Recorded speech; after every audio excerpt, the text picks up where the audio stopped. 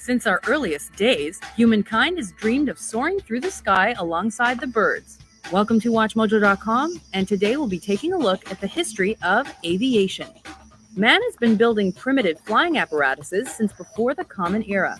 However, famed Italian inventor Leonardo da Vinci is credited with designing early ancestors of the airplane based on the flight of birds, including the parachute and an early version of the propeller. 1783 was considered a breakthrough year in aviation. For example, hot air balloons became popular in Europe with help from the Montgolfier brothers. More significant advances came at the end of the 19th century when gliders became more well-developed. In 1848, John Stringfellow managed the first powered flight by using a steam-powered flying machine. Lawrence Hargrave then helped develop the rotary engine by introducing the use of compressed air.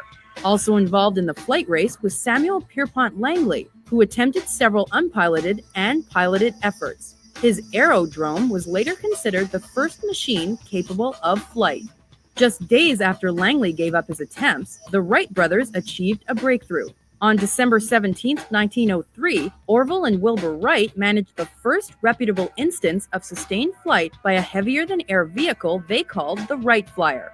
This first flight traveled 120 feet in 12 seconds. Within 5 years, the Wrights had lengthened their flight time to over an hour. Unfortunately, shortly thereafter, their experiments resulted in the first instance of an airplane passenger death due to a crash. Despite this setback, flight quickly became ubiquitous, and its use increased exponentially because of its role as a military tool. Leading up to World War I, airplanes were mainly used for photography and reconnaissance missions, and not as weapons of war. To make them viable tools, they required major revisions. These ranged from the creation of pusher biplanes, where the engine and propeller were located behind the wing, to tractor biplanes, which featured these devices in front of the wing. Finally, when it was ensured that machine guns could steadily be mounted, air warfare became a reality with the invention of fighter planes. Soon after the onset of war, planes became devastating aerial bombers when they began to feature 2 to 4 engines. In the period between the world wars, many important innovations took place. Instead of wood, planes were built of aluminum, and they became much more powerful as well. Airmail also became a reality, as did transcontinental flight. Flight records were constantly broken, and the first round-the-world trip occurred in 1924. World War II firmly established fixed-wing aircraft as a decisive factor for military victory. By the time the smoke cleared over Europe, humanity had developed jet and rocket propulsion, as well as radar technology. The importance of aircraft to warfare only increased with the advent of the nuclear bomb. In 1945, a minor military contractor named Boeing became the largest aircraft manufacturer in the world. They developed new technologies that allowed for pressurized cabins, more aerodynamic designs, new metals, larger sizes, and turbojets capable of supersonic speed. By 1947, the sound barrier was broken, and regular transoceanic flights became a reality within 2 years. Boeing introduced the B-52 in the 1950s, and this strategic bomber was equipped with 8 turbojet engines, intercontinental range, and a capacity of 500,000 pounds. In 1963, a small jet aircraft called the Learjet became a reality. 6 years later, Boeing developed the revolutionary 747. That wide-bodied turbofan-powered commercial airliner became the most successful model ever created, and it served as the foundation for countless other models. The 1970s saw the arrival of the supersonic Concorde jet and the Airbus. Leading up to the 90s, designers began adapting a flying wing design and the use of composite metals. While this effectively made conventional radar obsolete, it was meant only for military applications. This also spurred the creation of crafts like Lockheed Martin's F-117 stealth fighter. Air travel has become the fastest method of global transportation and a major pillar of warfare. Disasters like the Hindenburg acted as cautionary tales, but flight has advanced to the point where it is now labeled as the safest means available.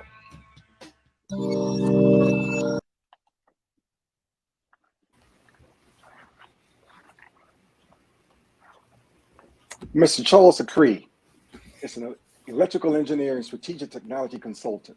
He was born and grew up in South Georgia. He attended college at Tuskegee University in Alabama. He worked for the Department of Defense for the Army, Navy, Air Force, Marines, Defense Information Systems Agency, Defense Threat Reduction Agency, and over a decade working in the Pentagon for the Secretary of Defense, Joint Chiefs of Staff, and with several military bases. Early in his career, he specialized in helping modernize the electronic systems for naval aircraft like fighter jets, helicopters, as well as several ships, submarines, and satellites. Within a few years, he developed expertise in information technology, computer systems integration, network and enterprise, management services, and cybersecurity solutions. Mr. Acree was born into entrepreneurship. He grew up on 2 farms owned by the families of his father and mother. He learned several skills working on the farm, including being of service, organizational planning, teamwork, leadership skills, project management, and personal goal objectives. He learned to drive a truck when he was 8 years old and a tractor by 10 years old. He had several business enterprises while growing up in Georgia and attending college. They ranged from selling seeds for trees, raking leaves, providing pine straw for flower gardens, cutting grass, running errands, and babysitting. He is the oldest of 5 brothers and sisters, so he knew how to care for kids. In college, he opened up a snack vending business with college dorm mates, a now life brother, serving over 100 students, customers per week. After graduating from college, his first business was mobile tutoring services in Washington, D.C., Maryland, and Virginia metropolitan area. He started his first computer service company at the age of 27 with 2 business partners. Mr. Acree now works from his home office in Maryland as an independent technology strategy consultant and as a national volunteer for science, technology, engineering, and mathematics, STEM, aviation camps, leadership, and education support activities for students across America and around the world. He serves as on several for-profit and non-profit boards of directors and advisory councils. His more recent projects include working with new mobile app development, upgrading web-based technology, remote access services, and corporate technology resource modernization to assist individuals, families, businesses, and organizations with access to low to no-cost business funding, legal services, personal and business privacy, and online reputation management, cryptocurrency income, Internet of Things and everything, artificial intelligence, non-fungible tokens, identity protection, blockchain applications, 5G technology solutions, cloud computing, data center development, and cybersecurity programs, to name a few recent projects. I welcome Mr. Charles Acree. Charles, welcome to Higher Elevations. Thank you, Ernesto. Thank you very much. I'm glad to be here. I am so excited. You know, we talked a few days ago for about an hour and a half, and we kept teasing and saying that, man, this should have been the interview right here. Right? It really could have been. It really could have been. It was that deep, folks. I'm telling you, this guy has a wealth of knowledge, and I can't wait to dive into these questions and answers. I know we only have limited time, so let's just jump right into it, right? So Okay. Charles, let's begin. You know, for those who don't know you, don't know your background, don't know your story, your history, where you come from. Let's start with tell us a little bit about the neighborhood you grew up in. So the first neighborhood, the first portion of my youth, I was actually in the country. So to use the term neighborhood would be an overrepresentation. I grew up with my family on the farm, and there was probably 5 or 6 houses at that time. And we had one neighbor across the street, an older couple whose kids had all grown up and moved away. And about a mile from us was our next neighbor. So that portion of my life up till about the 4th grade, it was mostly family. And my mom remarried when I was in the elementary school. And by the time I got in the end of the 4th grade, going to the 5th grade, I moved to another place in the country for about 2 years. Then my neighbors not related increased to about 3 families. And then from there in the 6th grade, we moved to the city. And that's when I kind of learned the difference between country life and, at least from a South Georgia perspective, city life. So big difference, yeah, right? big difference. But the interesting thing was a lot of the foundation of my education started in the country, and it started at home. One of the things that I loved to do was reading as a kid. And back in those days, you read comic books because that was a major form of entertainment. Not a lot of television, a little bit here and there, but mostly reading. So I was hooked on reading from a very early preschool age. And one situation, I convinced my parents when I was in the 3rd grade to buy a set of encyclopedias. I read most of those encyclopedias by the time I got in the 5th grade, which actually led to an opportunity that I didn't realize until looking back. And that was the 5th grade was the year that the schools I was in desegregated. And that was the first time I went to a school where all the kids were not African American. Wow. And what year was this in? That would have been like 1970. 70. Wow. Yes. So different than the so days. Let me ask this question while I'm thinking about it, Charles. Let me ask this question. So prior to that, you were going to schools with all people of color. All segregated, all people of color. That's correct. Wow. Except for some of the teachers. That's interesting. But all of the students. Yes. Interesting. And please continue. And to put that in perspective, the other elementary school was only about 4 blocks from where we were because the town was not that big. Wow. So, but those were the times that the country was in, and that was the environment I was in. And there are other experiences there, but it gave me a different perspective on what students see today. And when we think about opportunity and diversity and inclusion, with many more categories of different kinds of people being included. But the point is, at that time, that was my experience. But I still had, from the perspective of family, a very full experience. So that conversation of convincing my parents to get the encyclopedias in the 3rd grade actually led to me developing my knowledge and my intellect to the point that when the schools integrated or desegregated, I was able to test into the highest group of the school that I came into. Because of those encyclopedias. Because of those encyclopedias. Reading those comic books. Reading those comic books. And for anybody who hasn't looked in encyclopedias, because I know everything is online and digital or on a disc or a DVD. Back then, when you was reading an encyclopedia, you would get to one point. If you're in the book A, it would say go to D. D would send you to S. S would send you to W. And W would send you back to A. But it was a learning experience. Yeah. So what you learned was many things were connected in a way that you didn't realize. And by the time you went through, and of course, in the 3rd grade, I had the dictionary right next to it. A lot of the words I didn't know, but I used the dictionary to figure out the words I didn't know. And I used the encyclopedia to get a comprehension of topics that were new to me, but they were all fascinating. And that's amazing. So out of all of that, I ended up with a major interest in electricity and electronics, which by the time I got in high school, being in those advanced classes starting in the 5th grade all the way to the 12th grade, I had graduated having taken physics, calculus, other higher mathematics, chemistry, biology, all of the sciences I needed to go into an engineering field. You maxed out. Yes. You maxed out. You were taking everything. Yes, I was. And it was an academic high school, so that actually rewarded quite well. And I graduated from high school. At the time of my graduation, I received a scholarship from the Department of Defense, hiring me into an engineering internship program, and I attended school at Tuskegee University in Alabama. Wow. So let me back up a bit then. Tell me about, what was it like growing up in your household? So in my household, 5 other kids. So the first portion, my mom was married. By the time I got to the 6th grade, she was not married. So it was a single mother.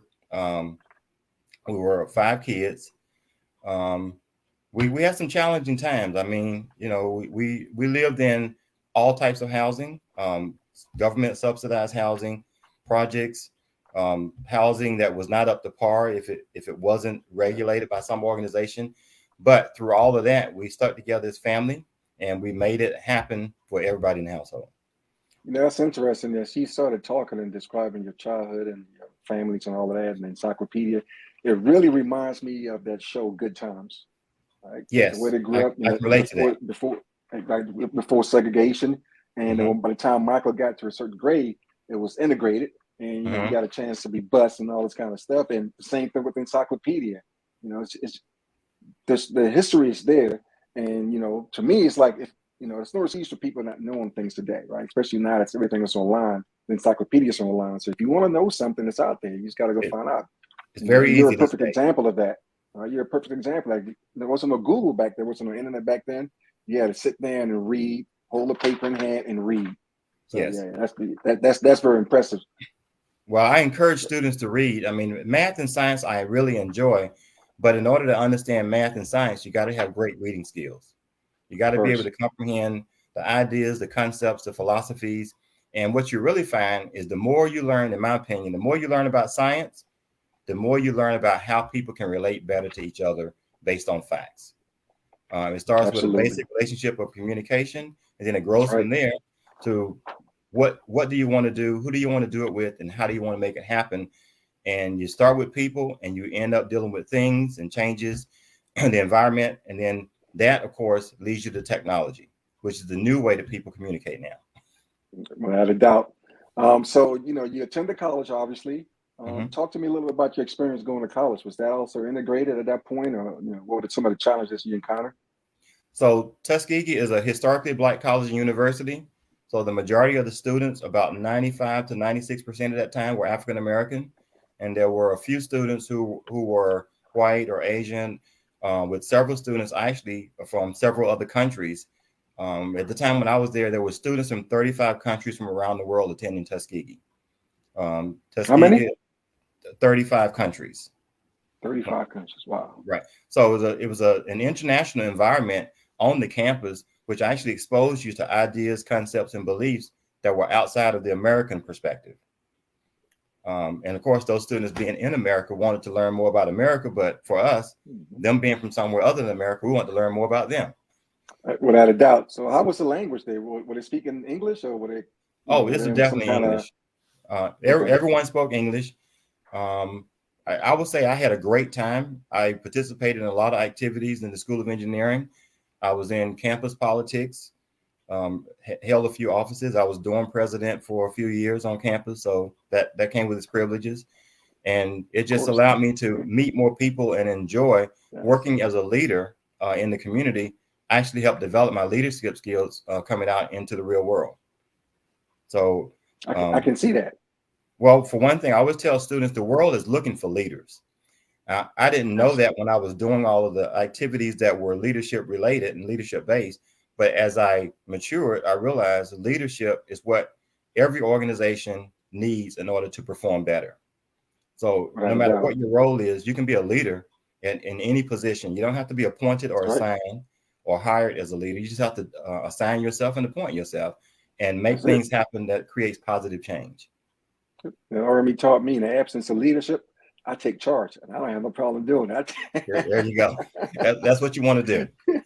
That's right. Yeah, in any position, for any student out there, they themselves can appoint themselves a leader and just find out what you need to know and help create positive change. And every community is looking for that. I was on the well, let me finish on. So my education in engineering, the internship brought me to Washington, D.C. That's how I got here. I was a field engineer intern while in college. I graduated, got hired by the Department of Defense, worked there for several years until I left the Department of Defense and started my own computer company in the late 80s. I realized I was too far ahead of the time, not knowing enough about business and industry from the perspective of the computer field. But I came back into the federal government as a technology consultant.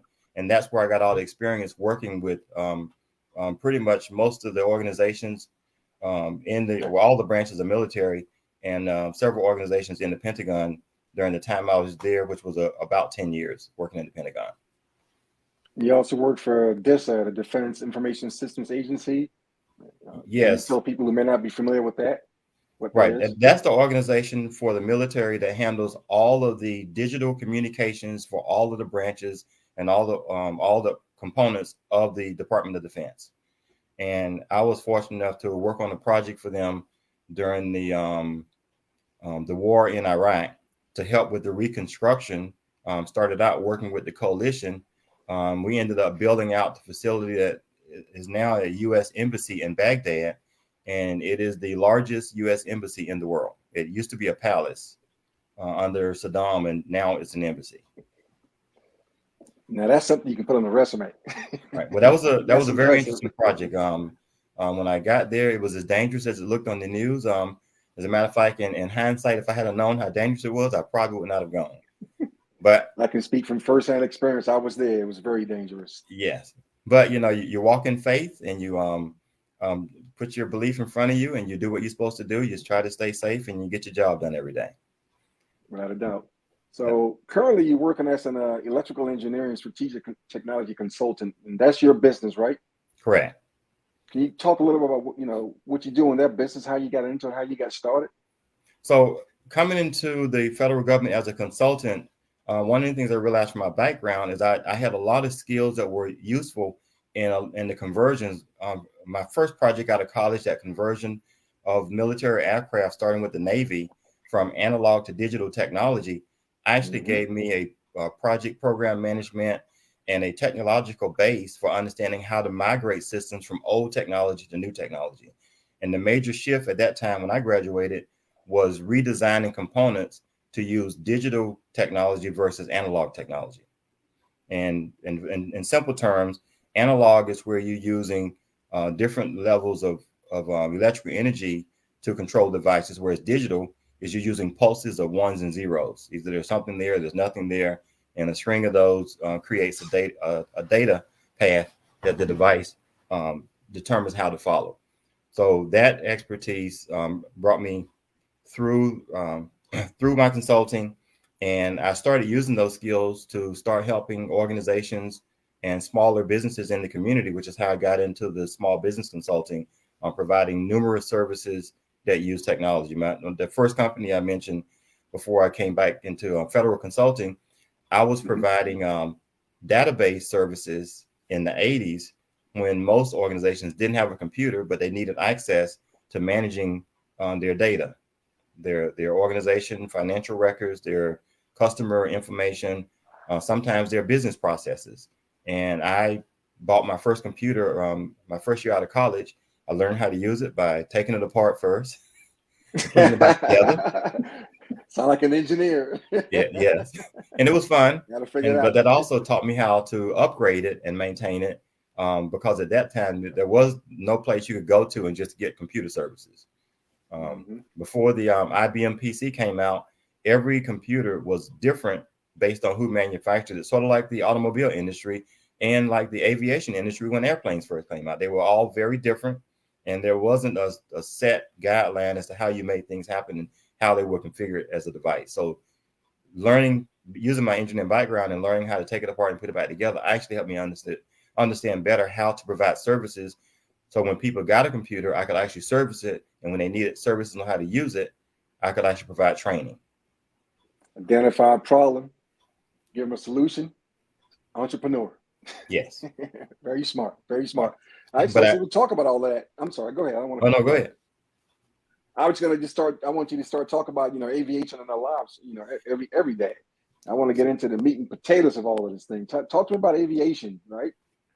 Okay. So that first job out of college working for the Department of Defense in aviation, that job of converting devices from analog to digital technology actually gave me a chance to work on every major device on an aircraft that uses all these various different types of technologies from communications, the radio system, radar, their targeting systems, their altimeter for takeoff and landing as it relates to maintaining safe distances from the ground, and several other systems that are part of what we call it. We just say airplane or aircraft, but there's a number of major systems that you have to have functional in order for an aircraft to operate safely in what I want to call three-dimensional space. That is, when it's flying, you need to know what's happening on the plane, but you also need to know what's happening around you, and particularly as it relates to where you are in relation to the Earth.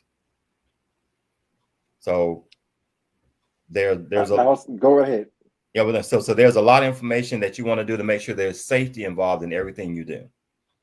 And one of the major advances when I was doing this work in my early career was the global positioning system at that time was only accessible by the military. GPS, as we know it today. So I learned GPS early on when there were only a few satellites. And now, of course, there's numerous of them around the world circling the globe. And anybody can access it with a cell phone or any device. I mean, even your automobile. that gives you directional information, GPS now is available to pretty much everybody. So how does that work in aviation as far as GPS? I'm on the road, I turn on my Waze, and it tells me, hey, in a mile up there, you're gonna make a right turn on Pennsylvania Avenue. Well, there ain't no streets up in the air. Well, So there aren't how does that physical work with streets. There aren't physical streets, but there actually are airways and air lanes. So the longitude and latitude grid system that covers the world is actually an invisible guide for everything that's in every place in the world. That's why you can get a latitude and longitude and pinpoint any location in the world. So if you're in an airplane, all you have to do is add elevation. And since airplanes tend to go very fast, you got to make sure you also have speed, because that's the time relationship as to where you are, where you're going, and how fast you're going to get there, just like in your car. So an airplane can turn anywhere, can go up or down at any point in time. But in order to maintain safety, all those systems that are in the aircraft is there so that airplanes can know where they are, but also where others are around them, and where they are in relation to, like I said earlier, in relation to their position as it relates to the ground or to the earth. So that relationship is controlled by technology. And a lot of that technology that's in aircraft, like we mentioned, GPS, is in a lot of devices that people use in their lives every day. So you had airplanes on GPS for decades. Now you have automobiles that can operate on GPS, and pretty soon self-driving automobiles. And I can't wait. That's what I'm waiting on. I can't. And no, I'm actually waiting for the ones where you're stuck in traffic, and then you hit the button, and the helicopter propeller pops up, and you can just race up and take off. I think Tesla is looking for you. Yeah, I'll as test one of their first customers. I'll need a test dummy. Yes. Oh, the test dummy. I'll go out there and test it. Yeah. And there are some vehicles, some prototype vehicles out there now that you can, I don't know if you can drive them on the public roadways, but they are available that you can purchase now that actually can fly. No. Yes. Now. Yes. There's, if you go out on YouTube and take a look, just look for flying cars, and you'll find examples where they actually have a video showing you a car that's driving on the road, goes to an airport or an airstrip, takes off, flies to another destination, lands, everything folds up, and it can drive on the road again. That technology is already here. So you can find one. Yes. All right. So we're in the plane, and obviously technology also today involves a lot of mobile. Yes. How does mobile technology tie into aviation? So if people who have flown can remember from years ago and up until recent times, as soon as you got on an airplane, one of the first announcements was, please turn off all of your electronic devices. Correct. That was because of safety concerns, because devices that operate on similar technology could interfere with aircraft devices that created a safety risk. So everyone turning off their... Say again? In what way does it create that? Because I got a phone. Well, I got to turn my phone off, and the pilot got phones on. I mean, what's the significance of that? I heard you say that interferes with something, but can you go and talk a little more about that?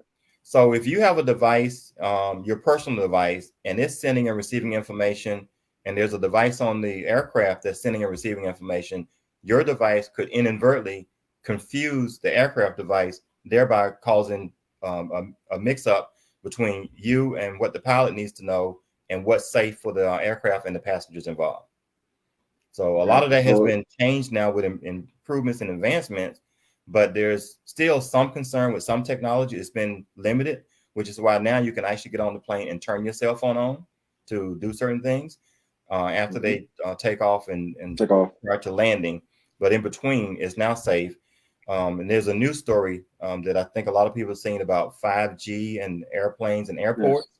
That has to do with the altimeter system the airplanes use to determine the safe distance from the ground. That's mostly important when they're taking off and when they're landing. And if anyone's read the news story, it talks about the cell phone providers being asked to not locate those towers within 2 miles of the airport. And that's because those 5G technology uses very similar signal bandwidth as what airplanes use for their altimeters to determine location and speed for landing safely and taking off safely at the airport.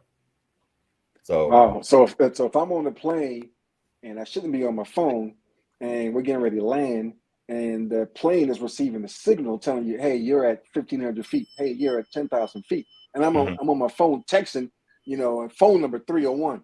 And you're saying the system could actually pick up 301 and tell the plane you're actually at 301 feet? Maybe Something not like that? quite that simple. That would be extremely God. dangerous. But the signal that the airplane sends to the ground, imagine if the return signal, instead of coming from the airport devices to communicate with the plane, came from a regular cell tower because it happened to be nearby. That's the Wow. kind of, so not so much your cell phone, it's the backbone of the mobile systems where the towers are. The And 5G towers. that's actually going to be corrected.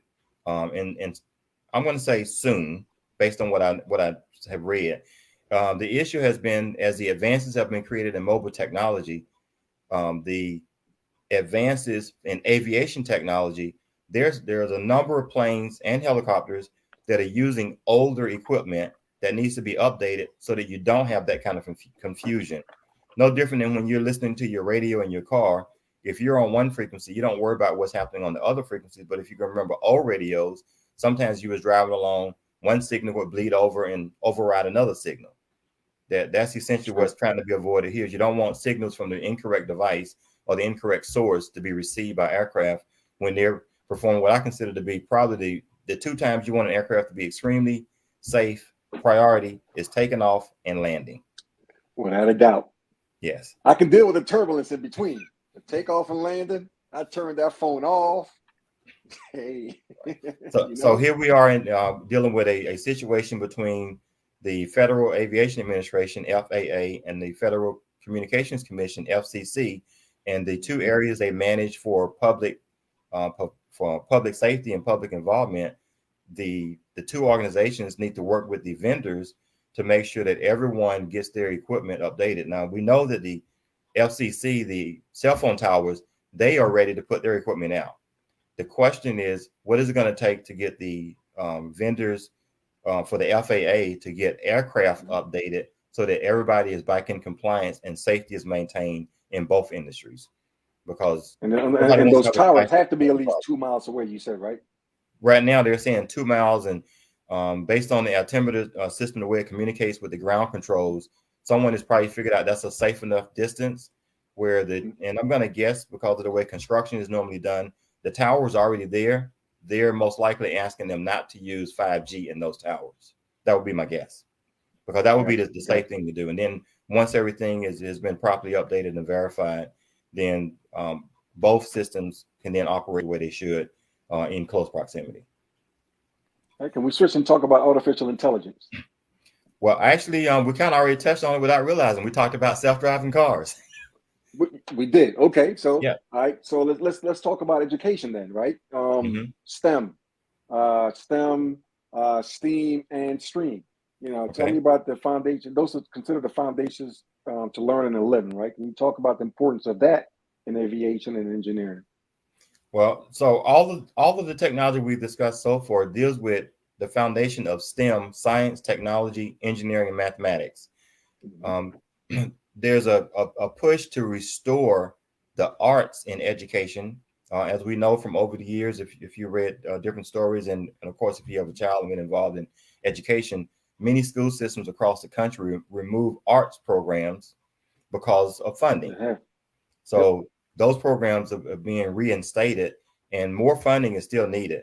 But adding the arts programs back into STEM to create STEAM, that allows for individuals to be more rounded and better participate in different aspects of life. Now, for myself, I started out in what I would call STEAM because I was in the band when I was in high school and in college. So that was an art participation, and playing and learning how to perform with a musical instrument, concert band, marching band. That actually added a component to my life that would be very different if I didn't learn how to read music and didn't have that as a part of my development. So the arts, I think, are very important. One of the issues is the science, technology, engineering, and mathematics components drive a lot of business, resource, and income producing activities. Very little of that comes from the art community. And we need to start understanding how to value art differently than just creating income for an industry. There are opportunities there, but people need to change their perspective on, rather than looking at it as just as fun or something you do that's extra, it's actually something that's an important part of what people do in their everyday lives. So I think it's going to come back to the arts is going to be back in there, and then the art for reading. For reading, of course, that goes back to the very beginning of our conversation. As I already stated, I love reading. So reading is something that more students really should have a greater appreciation for, because learning to read early, but learning to read well, actually allows you to finish tasks, complete and comprehend activities better, and you can get more done in a much shorter period of time. So reading is foundational to me to success, and working with students who can kind of restore the importance of learning reading and arithmetic early, mathematics, that's going to lead to greater opportunities for success as they elevate. And I should also go back and say, I mentioned getting a scholarship when I was in high school, because my family did not have money. And I was told that if I was going to go to college, I had to get a scholarship. That wasn't an easy transition. I told everyone in the community I wanted to go to college and I wanted to go into engineering. So there wasn't anyone that knew me, a teacher, a counselor, the administrators in the school, different leaders in the community. Everybody knew that that's what I wanted to do. And did you have any role models around them? You know, somebody say, hey, you know, it's an engineer down the street, somebody to guide you along the way? Or when did you realize you wanted to be an engineer? So my interest in science came about from Star Trek. Watching the Star Trek series and the way they were using technology to extend their ability to serve and support and make changes. Of course, not understanding all of the political dynamics at that time, but the environmental component. I was attracted to the way that technology allowed them to do things like be on the surface of a planet, but talk to someone in space. Well, guess what?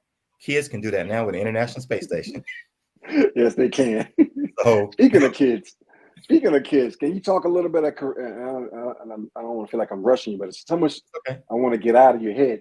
And of course, this is an educational channel as well. So I want you to talk, you know, a little bit about, you know, how does one get into that career field? You know, what are the options and training, that kind of stuff that if somebody in high school should be looking at, even in junior high school, for that matter. Actually, in middle school. So there are several programs. Some are community-based, and some of are school-based, that sponsor students who are interested in STEM starting out as early as the 6th or 7th grade.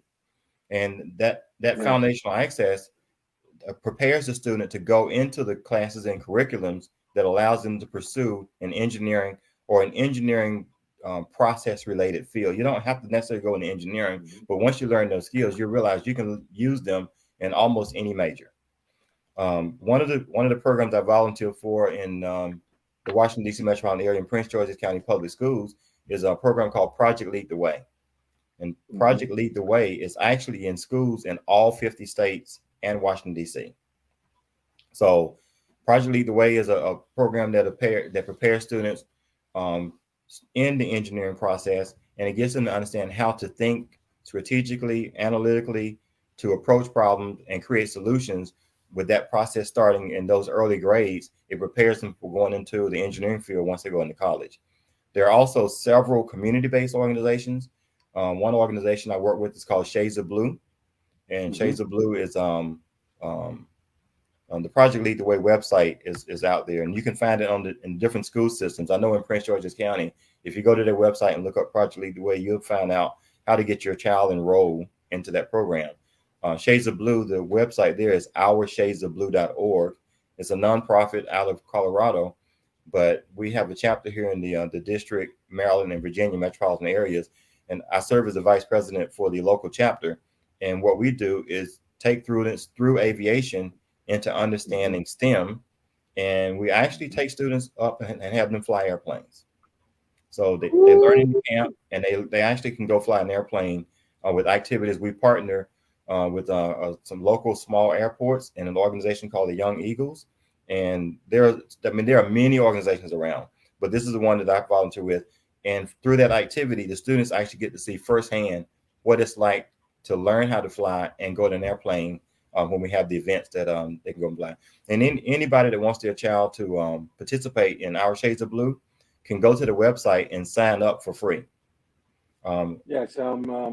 Thank you so much. Braden Brinson posted it out there on Facebook. He also posted a Project Lead the Way. So thank you so much, Braden Brinson, for putting that information out there. So, and those who are watching, if you're watching that at the bottom of the ticker, you can see the information coming up. So how to get in touch with Charles Acree. He's on Facebook, he's on LinkedIn, and you can email him at charlesacree@gmail.com. All right. So get your kids involved in aviation. All these programs you just mentioned, they're out there. So please take advantage of it. Thanks, Charles. Can we switch and talk about the Internet of Everything?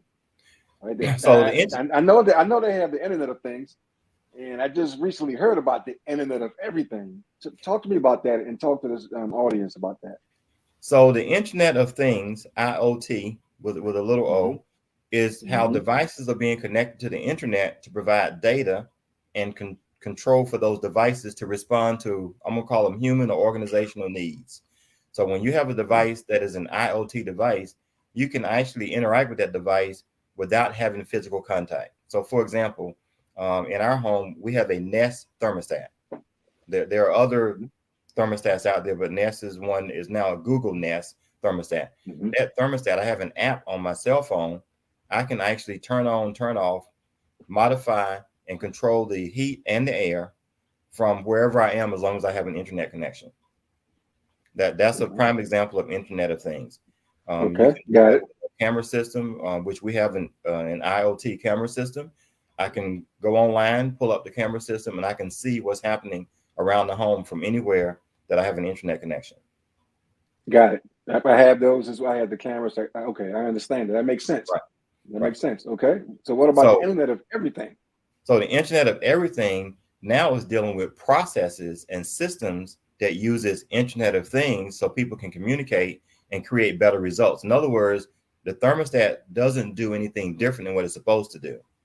But when you have Internet of Everything, if you get data in one area and you need to make changes in another area, and those two pieces of data you can correlate, of which you can now sometimes do with artificial intelligence, you can use an automated process through Internet of Everything to get those devices to better serve people and organizations and the needs, rather than just letting the devices give you information and you telling them what to do. Interesting. What about this edge? What about edge computing? That's something new. Which one? Edge. EDG. Oh, edge computing. So one of the things that's helping to drive changes in our society is the ability to have information processed, one, not on your own computer, but also not necessarily in a data center, which a data center is just a large building that houses and stores huge amounts of data, which is happening all over the world. But edge computing is allowing organizations to access powerful computing processes without having to purchase those devices themselves. So you can now get results from technology that you don't own with results that you do need, that you can improve your life, your organization, and the bottom line for whatever you're trying to do that requires large amounts of processing power. Wow. Okay, so how does digital transformation play into that? Well, all of this is a part of digital transformation. And one of the things about digital transformation, using my experience from working with the Department of Defense, is you first got to have a strategy of where do you want to go. So there are plenty of people driving digital transformation. One of the organizations I work with as an example is an organization called PPLSI, which is prepaid legal services. Now, people know, well, most people, at least when I was a kid, the only time you heard about a lawyer is when somebody got in trouble. But as you get older, you actually realize you need legal advice for a lot of situations, particularly as a business owner, small businesses, families. You need guidance, access to information that can help you make better decisions. But who can afford that type of service when it costs hundreds of dollars per hour, and most people earn less than $100 per hour? Most people earn minimum wage, $25 an hour. So that would take you probably a day or a couple of days worth of wages just to get an hour of representation and information that you need. So PPLSI has some products that actually work for individuals, families, and businesses to help them access low cost, reasonably cost legal services. And the other thing that's happening in that field with this digital transformation is everybody's been hearing about ransomware, which is people using technology to attack. Businesses need protection, and also you need a path to recovery. Well, PPLSI has products already in place to help people protect themselves better with getting the right information early. If you have a situation and you need protection for your business, your technology, there's also services there at home, at work, and as a business owner, where you can use what we're now calling this digital transformation, but the service can be accessed remotely from your cell phone 24 hours a day. You can call a lawyer. You can check. It used to be if you had a problem with the bank, you had to wait till the next day to get help. If there was an identity, for example, identity theft is a major problem. If you needed help, you have to wait till the next day. Now, there are services out there that you can call to get assistance, but we have a service that works 24 hours a day, 365 days a year. So 24/7, anytime you have a problem, you can call and get help. And if it's an emergency, there are people already in place to help you in all types of situations. So that is one example of digital transformation, where for people who understand strategically how to put in place resources before you need them, PPLSI is one organization that I work with that help people do that every day. And if you go online and look, there are thousands of stories of people helping. And this company has been in business as of this year, it will be 50 years. So they've gone around for a long time. The old way to the new way with services in all 50 states and Canada. All right. So I keep hearing about this Industry 4.0. What is that? What's the say it again? Industry 4.0. So the same thing that's happening in personal lives and businesses is now finally making it into the manufacturing arena, where businesses or industries, I should say, industrial organizations, they are now seeing the value of having Internet of Things, digital transformation, and other strategically placed resources that is allowing machinery to communicate based on its needs as to what its function serves in the organization. There's an organization I work with, a company actually, that I do consulting with out of Georgia called PrimeNet, and they actually go around the country helping to install technology to help companies have better access to what their equipment is doing, their manufacturing processes, and how to use that information to make better decisions for their operations every day. It can improve efficiency, it can reduce costs, it can increase profits, and it can also create safety and better work environments for the employees in those locations. So there's a lot going on there. That's just like the internet is happening. There are many things happening in industry, kind of the same. The things that are happening for people are now starting to happen for companies at the level of the equipment. Is not only being connected for Internet of Things, but it's being connected for helping to make decisions. I would say all the way to the boardroom. And I appreciate you the way you breaking it down, because even a 3-year-old can understand this. So in that same vein, can you break down what it's meant, or break it down so a 3-year-old can understand what is meant by disruptive technology? So a lot of the technologies that we have now are going through changes where technology is improving the ability to provide the same service at a lower cost, easier access, and in a better way. One example that we can all relate to who are a little bit older, the younger generation, they have to look this up, but there used to be a store called Blockbuster. If you didn't go to the movie theater and you wanted to watch a movie, you had to go to the video store and you had to pick out a video. Usually at that time it was a VHS tape. They can look that up also. Later they were DVDs. And you had to have a device at home called a VHS player or DVD player, and you would rent it and use it and then bring it back. And if you on the VHS, if you didn't rewind it, they would charge you extra money if they had to rewind it. And if you were late, they will also charge you a late fee. So that's right. Now, with disruptive technology, you can just go right on your computer, your cell phone, or some of the newer televisions, and call up whatever movie you want to see, hit a button and play. And if you already subscribe to the service, it doesn't cost you anything extra. Nothing.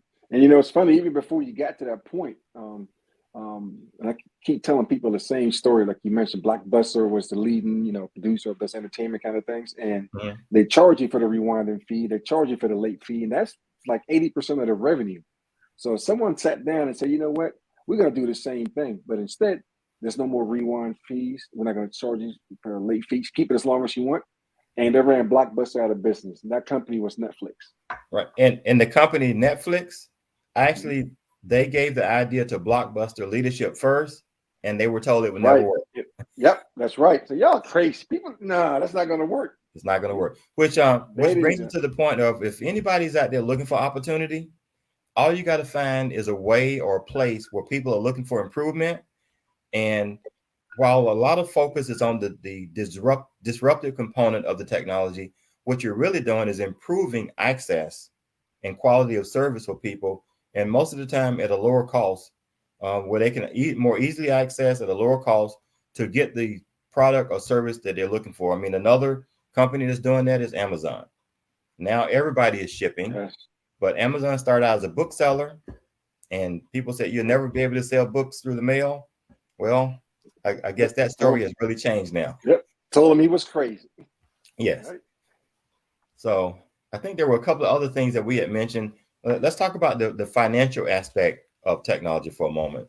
We know when you fly, plane tickets still cost quite a bit, but there are some aspects of technology that I believe will one day bring down the cost of flights, because of the way air travel is going to be attached, and services will be attached to blockchain.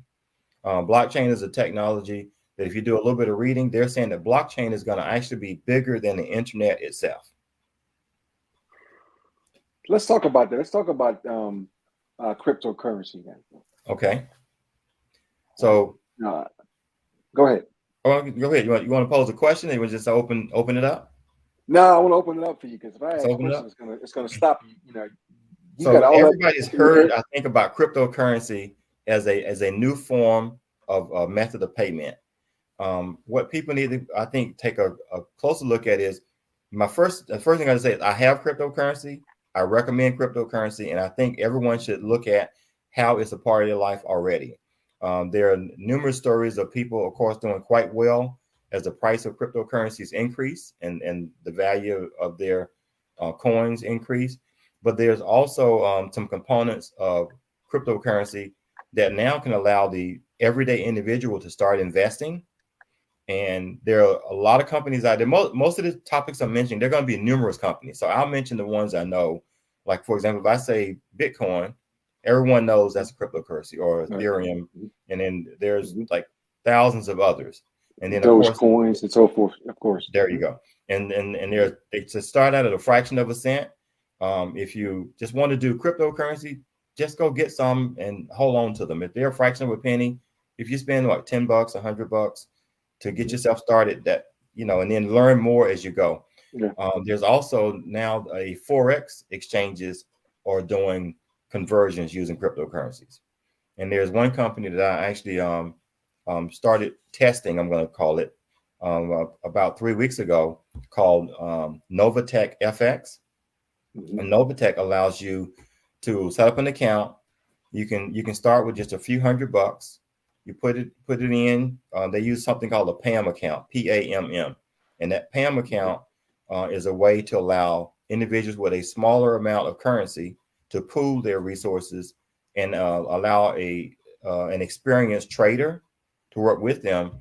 And they're just like they do. There are a number of organizations that get significant returns, and by significant, I know last year they averaged 3% a week. Nice. 3% a week. And then that's documented. Now I'm saying last year. So in my test this year, so far, it's still maintaining that average of around 3% a week. I think what are you gonna get in the bank? Say again? That's definitely more than you're gonna get it sitting in the bank. Right. And I still have my bank account to do the things I do with the bank. But then cryptocurrency, now there are other financial organizations like PayPal, um, Mhm. Cash App.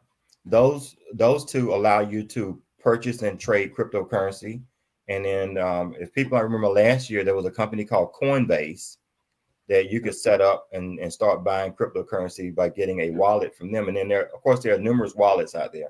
So there are all these organizations that are trying to help people understand you can get into cryptocurrency. So imagine if 10 years ago, you would have just went ahead and bought some Bitcoin 10 or 12 years ago. Millionaire. Millionaire. Can you explain, what is a wallet? Or wallet. So Yes. the term kind of leads you, just like you would have like a man or a woman would have a place where they keep their money, their personal, on their person somewhere. The wallet in cryptocurrency is a digital component that allows you to place your currencies in the wallet so you can access them, you can exchange them, you can trade them, you can buy more, you can sell them. But it's a digital version of what you carry with you for carrying around your money. So Okay. a wallet is exactly the same as what you would have in your pocket or your purse, is a place to hold your coins. Now, here's another term that people are hearing a lot out there, and I would love for you to explain it to them. NFTs, those non-fungible tokens. Non-fungible tokens. They're going to be, I think, a fun component of cryptocurrency in the cryptocurrency world. NFTs, non-fungible tokens, is a way of identifying a digital resource or digital item where only one, or unless specified, more than one, is identified with a blockchain attachment where no one can duplicate it. It's authenticated from the time you create it, and it's validated in a process that cannot be broken. So what's an example of an NFT? So an NFT, what else? I think my mind went to some strange ones, but so you can create a piece of artwork, and then let's say you're an artist and you draw a picture, or you could be a singer, either, but just an artist, because people can visualize looking at a picture, and you draw this piece of artwork, you digitize the artwork.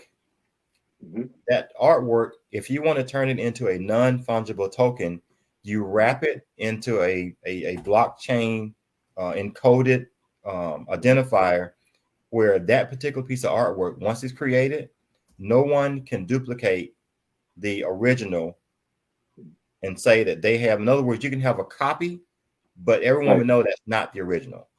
And you will be identified as the owner. If you own that NFT, you're the owner of that original piece of art. So how do you price it then? Believe it or not, supply and demand.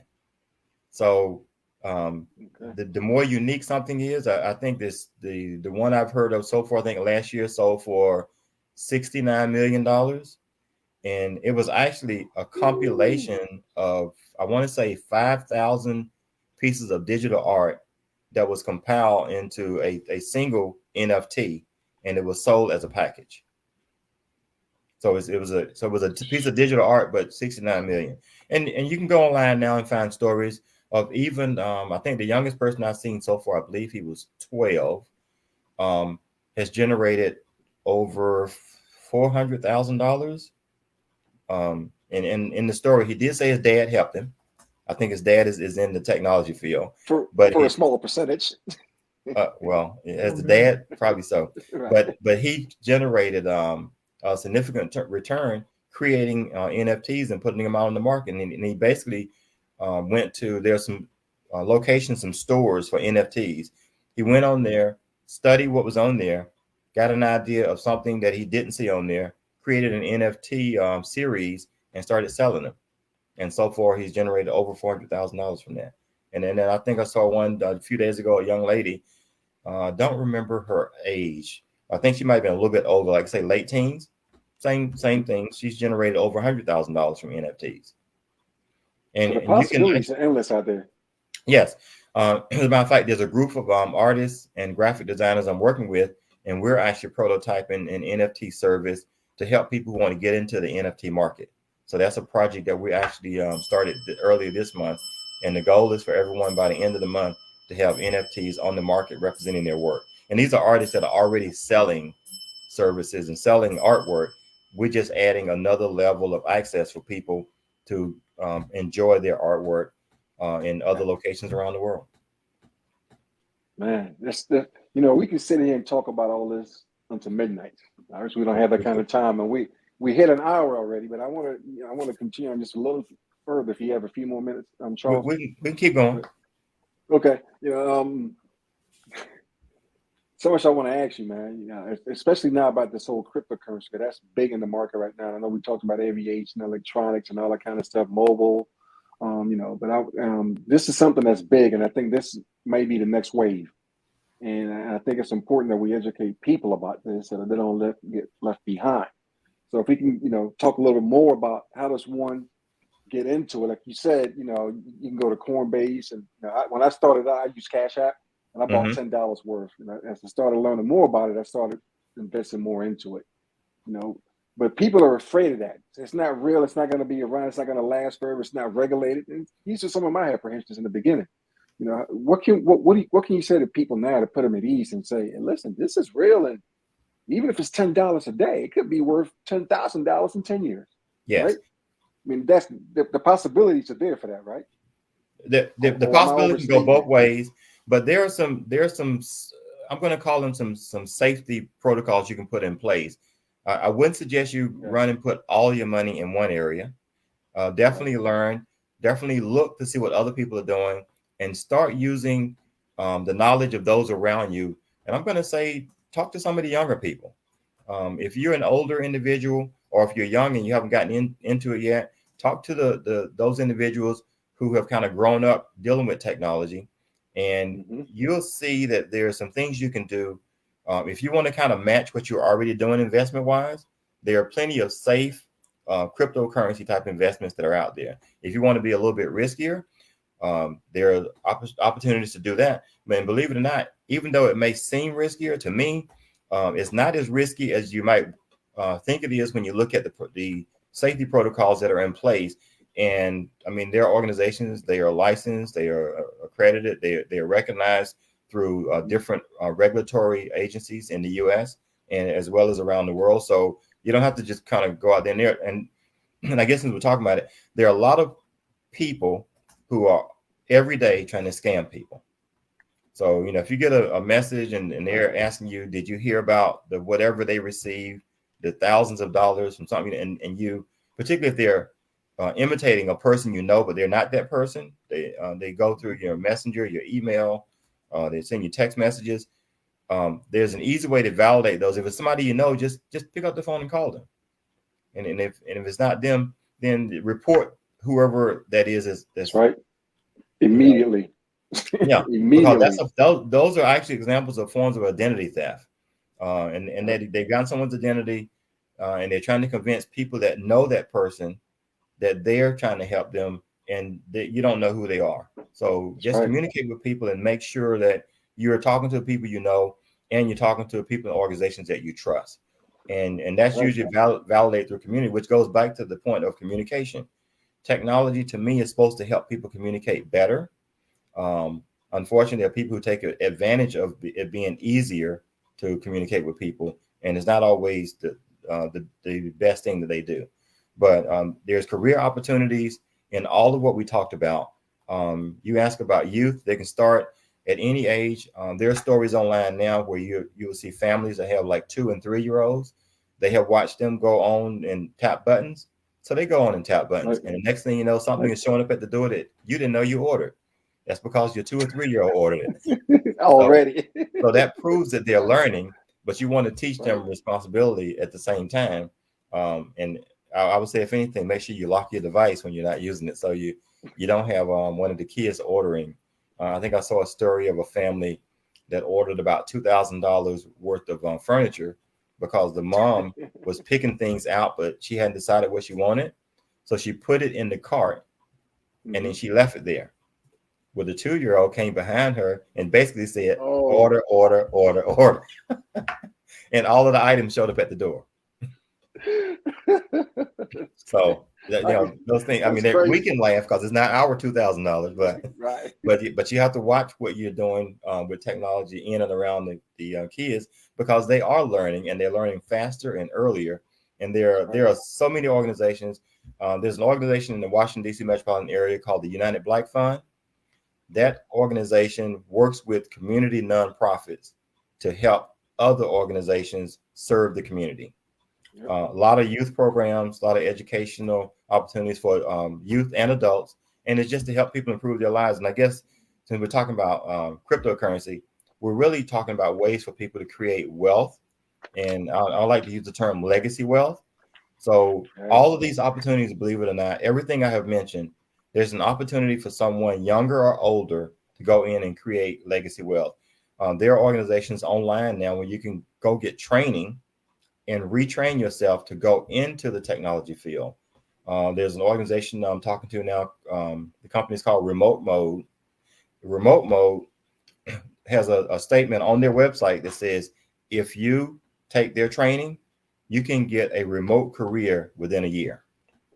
Wow. So, now that's impressive. If you don't know what you don't know, you just learn what you need to know from Charles. It's out there. Jobs are out there. It's out there. Got to get on it. Yes, there's a lot out there. There's a lot of opportunity. And if I can mention human resources. Yes, of course. You better. That's my field. Yeah, your field. Actually, I can remember coming to some of your events and looking at your trainings, supporting students who were interested in the human resource field and how they got access to skills that they didn't realize they could develop. And some of those students are now working in human resource departments. That's right. In and around the Washington, D.C. metropolitan area. So you can pick any field of study, any career path. One of the things for aviation, which I will mention, because I did say is aviation in your life every day, is that you can go into any career through the aviation field, even farming. Elaborate. Well, everybody's seen those old movies where the airplane would fly over and crop dust to help the crops be healthy. You don't have to be a crop duster, but that's aviation and helping your food get to the table. Okay. And now we have drones. That's a good example. Drone technology is now being used on farms to go out and make sure they can check crop production. They can check for growth as to whether or not it's time to harvest the crops, and they can also look at progress on the work that's being done in making sure the crops are harvested in a timely manner. How much coverage has been done, and if there's like storms or any type of weather-related situation, they can go out and do a safety check to see if the crops have been damaged to the point where they need to do some recovery or repair, as well as the farm equipment, the fencing, the animals.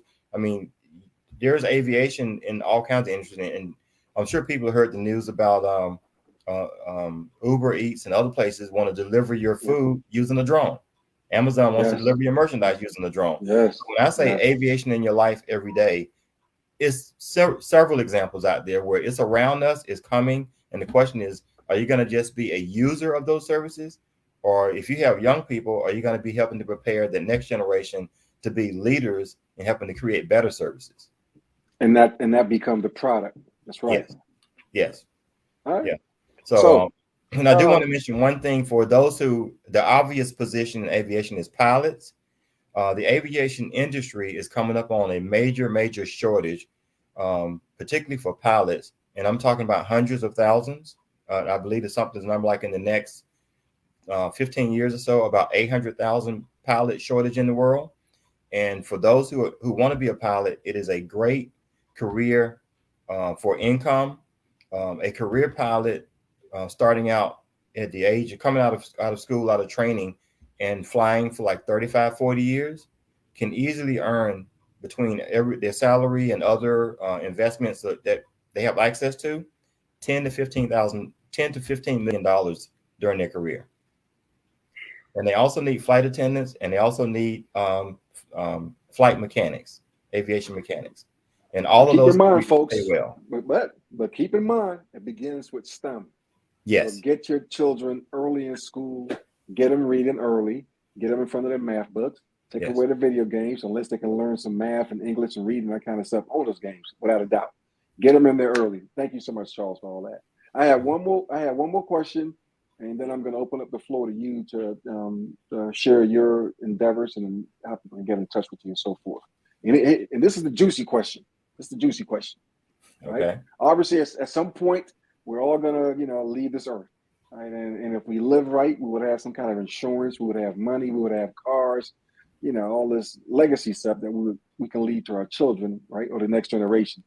But if you were not able to leave any money, any wealth, any of that, but you were able to leave 3 principles for succeeding in life, in job, or as an entrepreneur, what 3 principles will you leave to the next generation and why? For the next generation, Yes. I think the first principle is going to be knowledge, and that is to not just learn information and take what you hear, but learn to understand what it means and develop knowledge about whatever area you're interested in.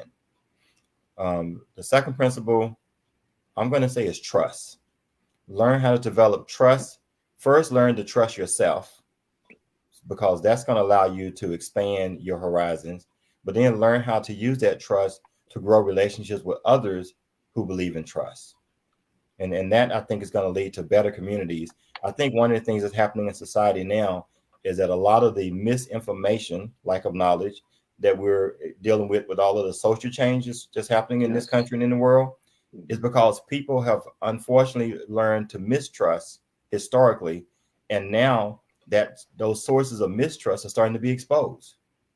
And that exposure is I mean, we can see it in all aspects of our lives, our relationships, in the community and government and jobs. And you see videos where you see someone acting negatively towards another person, or creating a negative environment, or just putting out the wrong information.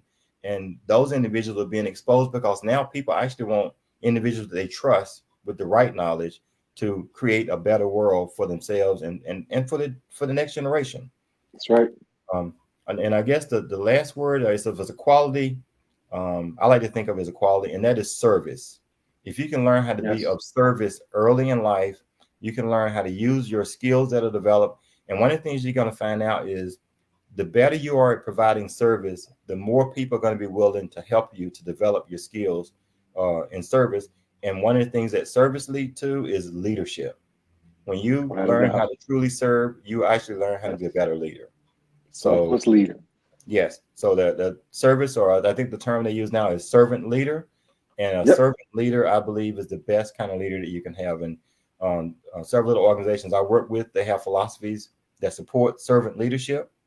I know for sure PPLSI, Shades of Blue, those 2 organizations of which I deal with on a daily basis.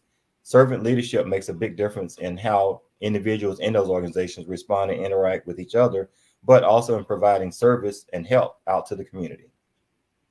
Perfect. So I'll give you a couple of minutes to talk about your business and your endeavors and what you're doing.